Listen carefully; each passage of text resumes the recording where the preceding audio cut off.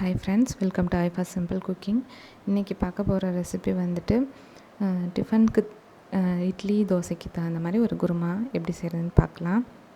இதுக்கு வந்து ஃபஸ்ட்டு பெரிய வெங்காயம் மீடியம் சைஸ் வெங்காயம் 2 கட் பண்ணி எடுத்துக்கோங்க. தக்காளி நல்ல பழமாக அது 2 கட் பண்ணி எடுத்துக்கோங்க. பச்சை மிளகாய் 2.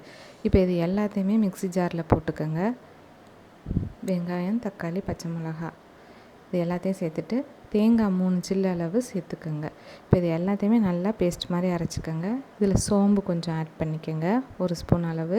அப்புறமா பொட்டுக்கடலை 1 ஸ்பூன் சேர்த்துக்கோங்க, இல்லைன்னா முந்திரி பருப்பு இருந்தால் சேர்த்துக்கோங்க. நான் பொட்டுக்கடலை மாவு சேர்த்துருக்கேன், நான் எப்போயுமே அரைச்சி வச்சுருப்பேன், அதனால் சேர்த்துக்கிட்டேன். இப்போ இது எல்லாத்தையுமே நல்லா பேஸ்ட் மாதிரி அரைச்சி எடுத்துக்கோங்க. இப்போ ஒரு வானலில் ஹீட் பண்ணிவிட்டு எண்ணெய் 2 ஸ்பூன் ஆட் பண்ணிக்கோங்க. எண்ணெய் காஞ்சதும் பட்டை 2 துண்டு, ஏலக்காய் 2, கிராம்பு 2, அதுக்கப்புறமா பெரிய வெங்காயம் நீல வாக்கில் கட் பண்ணினது 1 வெங்காயம். இது எல்லாத்தையும் எண்ணெயில் ஆட் பண்ணி நல்லா ஃப்ரை பண்ணிக்கோங்க. இப்போ இதுக்கு தேவையான அளவு மிளகாத்தூள் 1 ஸ்பூன் சேர்த்துக்கோங்க.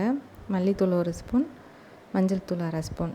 ஏன்னா பச்சை மிளகாய் வேறு சேர்த்து அரைச்சிருக்கோம், அதனால் காரம் வந்து எப்படி அட்ஜஸ்ட் பண்ணி சேர்க்கணுமோ சேர்த்துக்கோங்க. இப்போ 1.5 டம்ளர் அளவு தண்ணி ஆட் பண்ணிக்கோங்க. ஆட் பண்ணி அந்த தண்ணி கொஞ்சம் கொதிக்க ஆரம்பிக்கிறப்ப நம்ம அரைச்சி வச்சுருக்கிற அந்த வெங்காயம் தக்காளி பேஸ்ட்டை ஆட் பண்ணிக்கோங்க. ஆட் பண்ணி எல்லாத்தையும் நல்லா மிக்ஸ் பண்ணிக்கோங்க. மிக்ஸி ஜாரில் 1 டம்ளர் அளவு தண்ணி ஆட் பண்ணி அதை வாஷ் பண்ணி இதில் சேர்த்துக்கோங்க.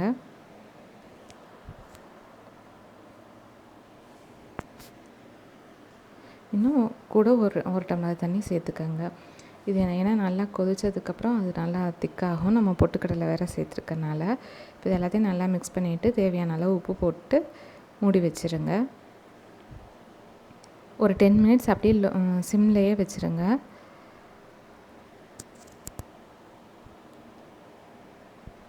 அதுக்கப்புறமா இதை ஓப்பன் பண்ணி பார்த்திங்க அப்படின்னா கொஞ்சம் தண்ணி வற்றி இருக்கும்.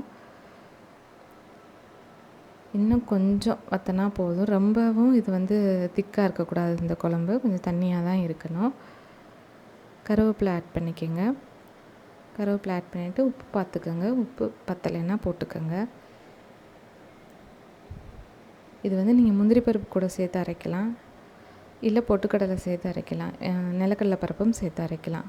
இப்போ மறுபடியும் மூடி போட்டு மீடியம் ஃப்ளேம்லேயே ஒரு 5 to 10 மினிட்ஸ் பக்கம் வச்சுருங்க. இப்போ நல்லாவே கொதிச்சிருச்சு. அவ்வளோதான், இந்த குருமா ரெடி ஆயிடுச்சு. ஓகே ஃப்ரெண்ட்ஸ், உங்களுக்கு இந்த ரெசிபி பிடிச்சிருந்தா கண்டிப்பாக நீங்களும் ட்ரை பண்ணி பாருங்கள். மறக்காமல் எப்படி இருந்ததுன்னு கமெண்ட் பண்ணுங்கள், லைக் பண்ணுங்கள், ஷேர் பண்ணுங்கள். மறக்காமல் சப்ஸ்கிரைப் பண்ணுங்கள். இவ்வளோ நேரம் இந்த வீடியோவை பொறுமையாக பார்த்ததுக்கு நன்றி. தேங்க்ஸ் ஃபார் வாட்சிங்.